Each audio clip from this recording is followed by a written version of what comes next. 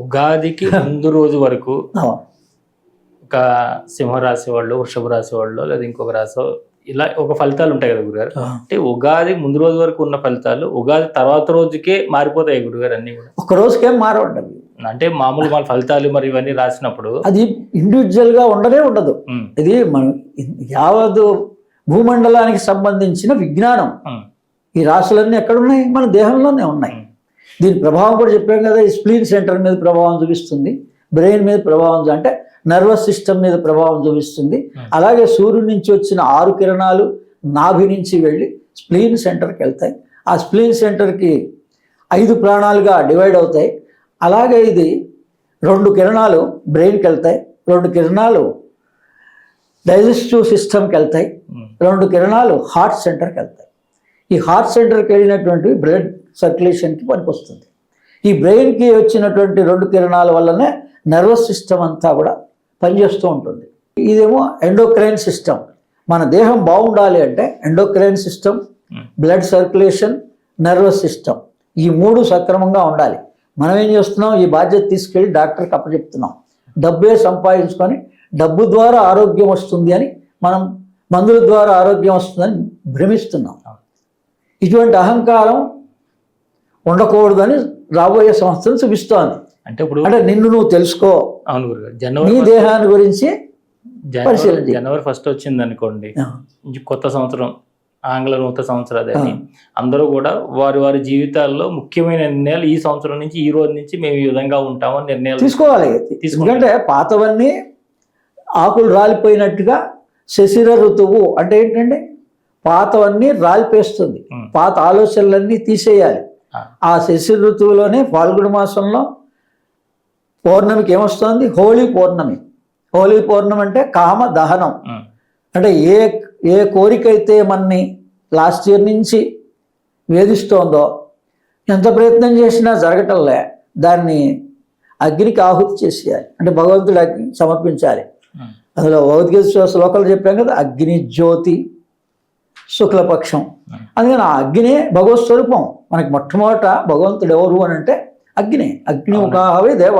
అందుకని ఆ అగ్ని కోరిక పుట్టించింది అగ్నే. కోరిక ఎవరి వల్ల వచ్చిందో ఆ కోరిక ఆ అగ్నికి సమర్పించేయాలి. అప్పుడు కొత్త కోరిక వస్తుంది. ఈ వసంత ఋతువులో ఇంకో కొత్త కోరిక వస్తుంది. ఇప్పుడు కొత్త సంవత్సరం జనవరి 1కి తీసుకున్నలాగే ఉగాదికి కూడా కొత్త నిర్ణయాలు తీసుకుని ఈ రోజు నుంచి వాళ్ళు ఇంప్లిమెంట్ చేస్తే బాగుంటుంది. అలాగే మీరు మీ యొక్క బోధనలో కానీ, లేదంటే మీ యొక్క గురు దర్శనాల్లో కానీ, మీ గురు పరంపరలుగా మీరు చేస్తున్న కార్యక్రమాల్లో కానీ ఎలాంటివి తీసుకోబోతున్నారు? ఇక్కడి నుంచి మీ నుంచి కొత్తగా ఏం రాబోతుంది మా అందరి కోసం? నేను మా అరిపిరాల విశ్వం గారి దగ్గర 2000 సంవత్సరంలో వెళ్ళా. అప్పటి వరకు ఆయన 1980లో ట్రస్ట్ ఏర్పాటు చేశారు. 20 సంవత్సరాలు అప్పటికే గడిచిపోయింది. అప్పుడు 2000కి ముందు ఉన్నటువంటి వాళ్ళు అయితే ప్రామాణికంగా ఎగ్రాల కృష్ణమాచారి గారు కావచ్చు, వేరే వాళ్ళు కావచ్చు, చాలామంది గురువులందరూ అసలు శిక్షణ ఏమి ఇవ్వాలి, శిష్యులకి సాధకులకి ఏ శిక్షణ ఇవ్వాలి అంటే పంచసూక్తాలు. పుస్తకం కూడా ఉంటుంది పంచసూక్తాలు అని మనకి ఇప్పటికి కూడా. కాదంటే కొద్దిగా పేర్లు మారుతూ ఉంటాయి. అంటే ఒక్కో దాంట్లో ఒక్కోటి ఉంటాయి. చాలా సూక్తాలు ఉన్నాయి కాబట్టి 10-15 సూక్తాలు ఉన్నాయి. అందులో ఒక వరుస క్రమంలో ఒక్కొక్కళ్ళు ఒక 5 సూక్తాల కింద ప్రింట్ చేస్తుంటారు. కానీ ప్రామాణికంగా మా గురుగారిని అడిగా ఏవి అయితే ఇప్పుడు మరి మనకు కూడా తెలిసింది ఇప్పుడు కాబట్టి వాళ్ళు ఈ ప్రణాళిక, ఈ సంవత్సర ప్రణాళిక భాగంగా మాస్టర్ గారు సూచించారు, నారాయణ రామకృష్ణ గారు సూచించారు. ఈ 5 సూక్తాలు మంచివి. అశ్విని సూక్తంతో ఆరంభం చేయాలి. అంటే పగలు రాత్రి ఎలా సంభవిస్తోంది మనకి, ఈ ఉత్తరాయణం దక్షిణాయనం ఎలా సంభవిస్తోంది అందుకని తెలుసుకోవడానికి అశ్విని సూక్తం మొదటిది. అందుకని దాని తర్వాత దాన్ని క్షుణ్ణంగా అధ్యయనం చేయడానికి సుపర్ణ సూక్తం. ఈ అశ్విని సూక్తం ఎక్కడి నుంచి పుట్టిందంటే సుపర్ణ సూక్తం నుంచి, దీని మూలం అది. అందుకని అశ్విని సూక్తం, సుపర్ణ సూక్తం. ఆ తర్వాత మనం ఏ దేవాలయానికి వెళ్తున్నామో పురుష స్వరూపంగా విష్ణువు కావచ్చు, ఈశ్వరుడు కావచ్చు, ఏ పేరైనా పెట్టండి, పురుష స్వరూపంగా ఉన్న భగవంతుడు ఎవరు అని తెలుసుకోవాలి జీవితంలో. అందుకని పురుష సూక్తం. అమ్మవారు ఉన్నారు, ఏ దేవాలయానికి వెళ్ళినా అమ్మవారు ఉన్నారు. ఎవరు ఈ అమ్మవారు? శ్రీ సూక్తం.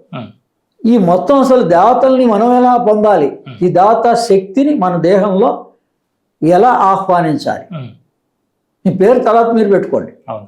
దేవతా శక్తిని అసలు ఎలా ఆహ్వానించాలి అన్నది అగ్ని సూత్రంలో ఉంది. అసలు వేదం కూడా మొట్టమొదటి ఋగ్వేదం అగ్నిమీళే పురోహితంతో ఆరంభమవుతుంది. ఉమ్, అంటే అగ్నిమీళే పురోహితం అంటే ముందుండి నడిపిస్తున్నటువంటి వాడు. ఆ. మన ముందుండి నడిపించేవాళ్ళు ఎవరు? అగ్నే. ఈ లోకం నుంచి ఆ లోకాన్ని తీసుకొచ్చిన వాళ్ళు ఎవరు? అగ్నే. ఉమ్, అందుకని ఈ రకంగా ఈ 5 సూక్తాలు ఈ సంవత్సర ప్రణాళికగా ఆన్లైన్ క్లాసుల్లో శని ఆదివారాల్లో నేర్పాలి అన్నది గురువుల యొక్క ప్రణాళిక. ఉమ్. అంటే గతంలో ఇప్పుడు దాకా మీరు అందించిన జ్ఞానానికి ఇప్పుడు మీరు అందించబోతున్న ఈ జ్ఞానానికి ఏంటి?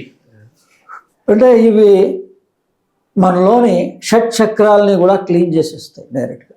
ఉమ్, కొన్ని సాధనలు కనుక మనం చెప్పినట్లుగా కనుక ఈ ఉగాది సందర్భంగా వసంత నవరాత్రులు అని ఉంటాయి. అందుకని ఆ 9 నవరాత్రులు ఎలా పాటించాలి, ఈ అశ్విని సూక్తాన్ని 12 మంత్రాలు అంటారు, 12 సూక్తాలు అంటారు. కేవలం ఒక 12 సూక్తాలతో అసలు ఆ ఒక్క సూక్తం గురుముఖత గనక విద్య నేర్చుకుంటే మహానుభావుడు అవుతాడు, ఉమ్, యోగం పొందుతాడు. ఏ మార్గంలో ఉన్నవాడైనా, కానీ భక్తి మార్గంలో ఉండొచ్చు, యోగ మార్గంలో ఉండొచ్చు, జ్ఞాన మార్గంలో ఉండొచ్చు, క్రియాయోగ మార్గంలో ఉండొచ్చు. మార్గంతో పని లేదు. మన మొట్టమొదటి భగవద్గీత మీకు అర్థమైపోయిందంటే చెప్పాక ఇది జ్యోతిర్విద్య. ఈ జ్యోతిర్విద్యను గురుముఖత నేర్చుకొని ఇలా అమ్మవారిని ఆశ్రయిస్తూ ఆయా నవరాత్రులు కానీ ప్రధానమైన రోజులు ఆచరిస్తూ మనం కనుక సాధన చేస్తే, అదే గురుడు ప్రధానంగా ఈ సంవత్సరం రాజుగా ఉన్నాడు కాబట్టి గురువు చెప్పింది మనం ఆచరించాలి తప్ప మన ఇష్టానుసారంగా మనం ఆచరిస్తే అంత ఫలితాలు రావు.